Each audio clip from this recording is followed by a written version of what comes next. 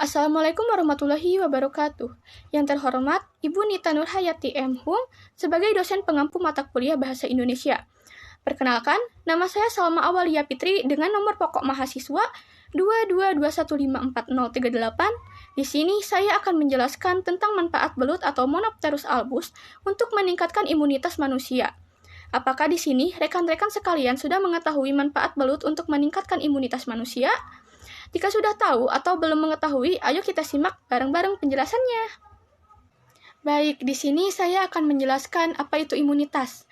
Nah, imunitas atau kekebalan tubuh adalah kemampuan organisme multisel untuk melawan mikroorganisme berbahaya atau pertahanan pada organisme untuk melindungi tubuh dari pengaruh biologis luar dengan mengenali dan membunuh patogen.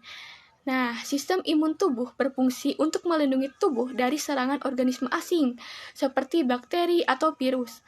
Saat diserang oleh organisme asing, sistem kekebalan tubuh akan mengeluarkan protein yang disebut antibodi untuk melawan dan mencegah penyakit. Nah, sistem imun tubuh memiliki dua mekanisme pertahanan dalam menjaga tubuh, yaitu sistem imun spesifik dan sistem imun non-spesifik. Nah, sistem imun juga mencakupi semua struktur dan proses yang menyediakan pertahanan tubuh untuk melawan bibit penyakit dan dapat dikelompokkan menjadi dua kategori, yaitu sistem imun bawaan atau yang sering disebut innate yang bersifat non-spesifik dan sistem imun adaptif yang bersifat spesifik.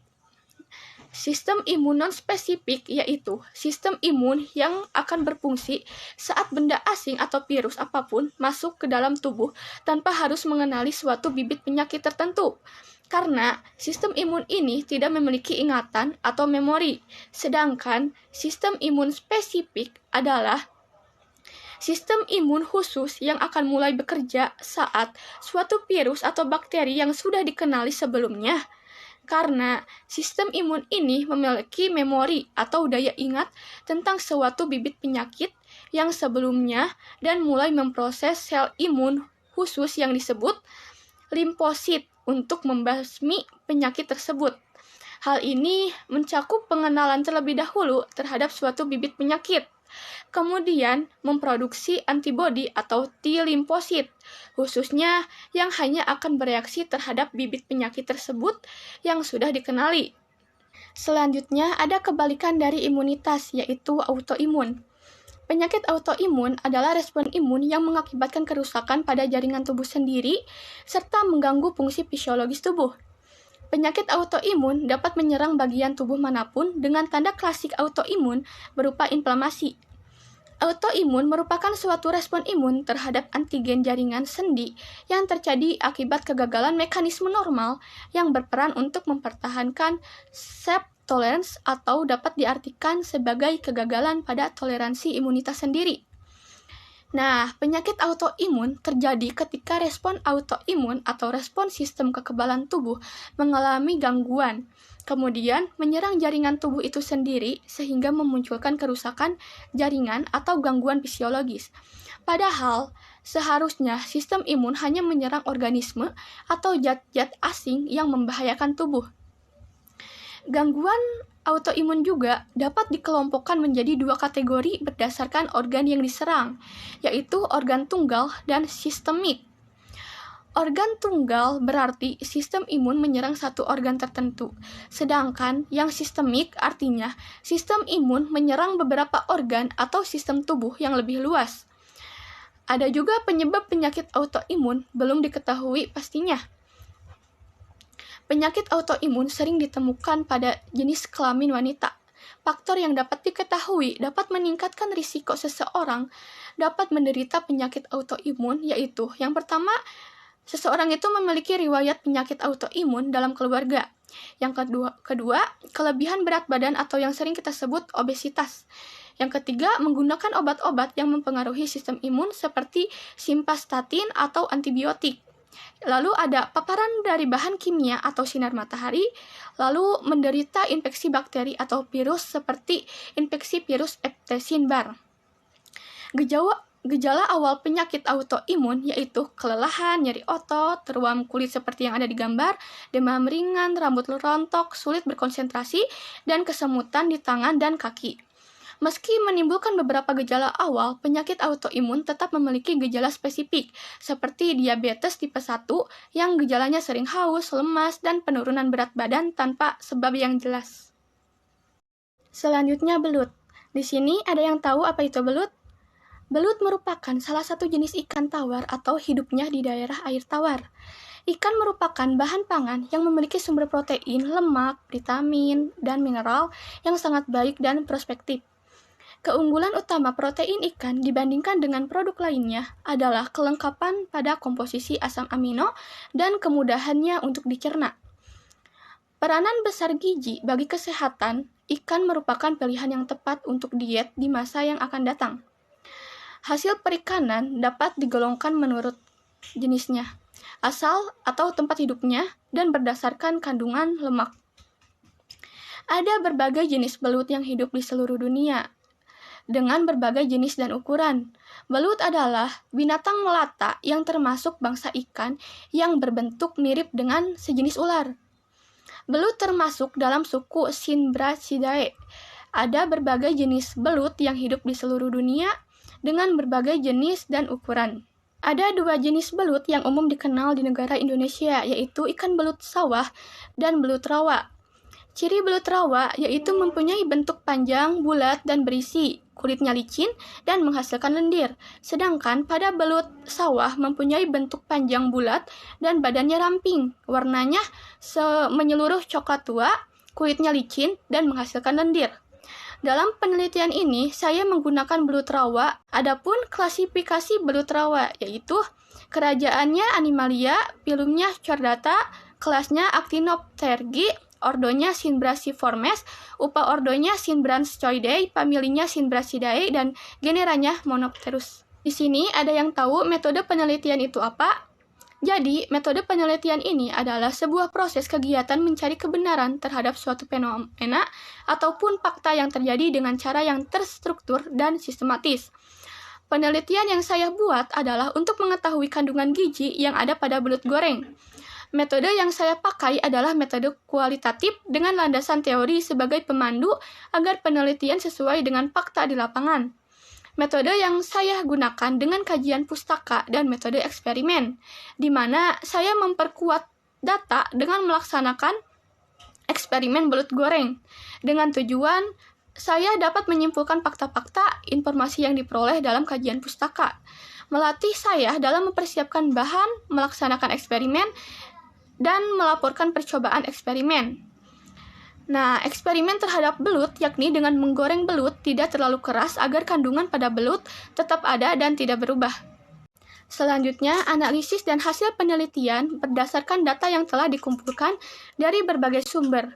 Adapun data statistik mengenai kandungan gizi dan kadar gizi yang berada di dalam tubuh belut, yaitu ada abu 11,5 gram, air 11,2 gram, besi 4,9 mg, energi 417 kalori, fosfor 872 mg, kalium 217,7 mg, kalsium 840 mg, karbohidrat 32,0 gram, lemak 19,4 gram, natrium 71 mg, niacin 10, mg, protein 25,9 gram, riboflavin atau vitamin B2 0,20 mg, seng 1,8 mg, dan tembaga 0,30 mg. Selanjutnya, masuk pada pembahasan. Pembahasan pertama yaitu manfaat belut pada zat besi, fosfor, vitamin E, vitamin B, dan vitamin A, dan kandungan arginin. Yang pertama, zat besi. Zat besi sangat diperlukan tubuh karena untuk mencegah anemia gizi yang ditandai oleh tubuh, yaitu tubuh yang mudah lemah, letih, dan lesu. Zat besi sangat berguna untuk membentuk hemoglobin darah yang berfungsi membawa oksigen ke seluruh jaringan tubuh. Oksigen tersebut selanjutnya berfungsi untuk mengoksidasi karbohidrat, lemak, dan protein menjadi energi untuk aktivitas tubuh. Itu yang menyebabkan gejala utama kekurangan zat besi adalah lemah, letih, dan lesu. Zat besi juga bermanfaat untuk sistem kekebalan tubuh sehingga tidak mudah terserang oleh berbagai penyakit. Yang kedua, ada fosfor. Tanpa kehadiran fosfor, kalsium tidak dapat membentuk massa tulang. Karena itu, mengkonsumsi fosfor harus seimbang dengan kalsium agar tulang menjadi kokoh dan kuat sehingga terbebas dari osteoporosis. Di dalam tubuh, fosfor yang berbentuk kalsium fosfat umumnya sekitar 80% berada dalam tulang dan gigi.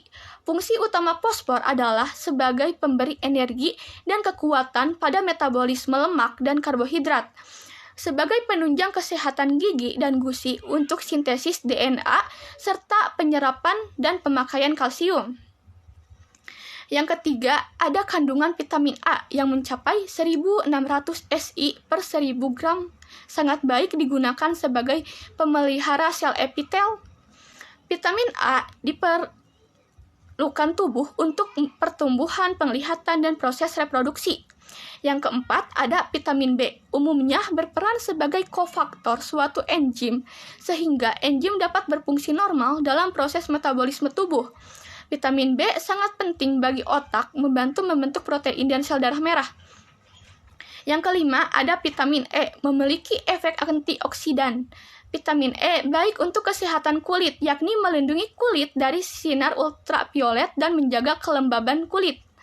Vitamin E juga bisa memperlambat gejala penuaan dini. Yang terakhir, ada kandungan arginin, yang terkandung dalam belut memiliki fungsi untuk menghambat kanker payudara.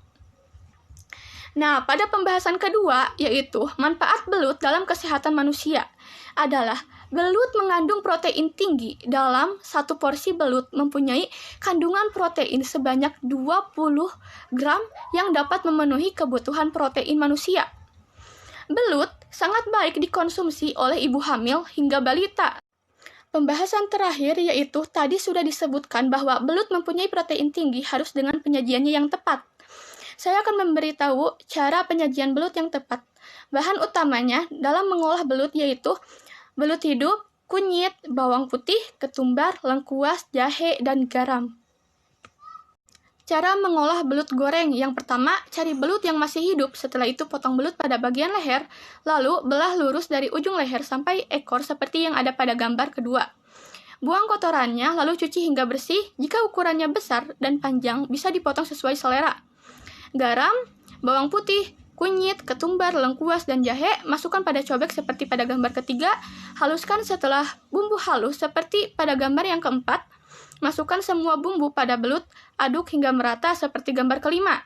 Diamkan sekitar 2 jam hingga bumbu meresap. Setelah 2 jam, goreng belut pada minyak banyak dan api kecil seperti pada gambar yang keenam.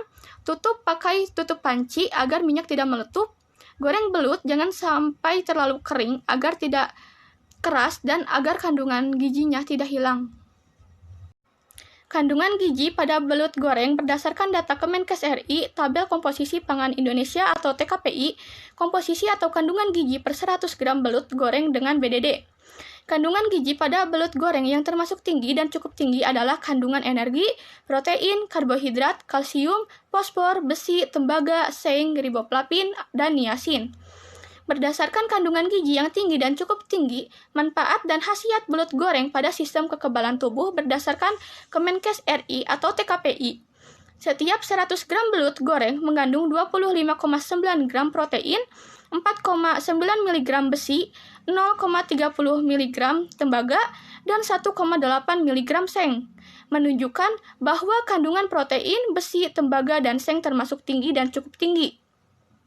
Mengkonsumsi belut goreng secara teratur sesuai AKG atau angka kecukupan gizi atau sesuai kebutuhan gizi per hari dari Kemenkes RI bermanfaat pada sistem kekebalan tubuh meliputi yang pertama, bertindak sebagai antioksidan, di mana manfaat ini cukup tingginya kandungan seng. Yang kedua, menangkal berbagai radikal bebas yang bisa menimbulkan kerusakan oksidatif di dalam tubuh dan cukup tingginya kandungan tembaga. Yang ketiga, khususnya melindungi sel dari kerusakan akibat radikal bebas dari cukup tingginya kandungan tembaga. Yang terakhir, menopang sistem kekebalan tubuh dari tingginya kandungan protein, besi, tembaga, dan seng. Berdasarkan data, belut goreng mempunyai kandungan protein, besi, tembaga, dan seng bisa membantu untuk meningkatkan kekebalan tubuh pada manusia. Mengkonsumsi belut goreng secara teratur atau sesuai dengan kebutuhan gizi per hari dapat meningkatkan kekebalan pada tubuh manusia dan terhindar dari penyakit. Sekian penjelasan saya. Terima kasih. Wassalamualaikum warahmatullahi wabarakatuh.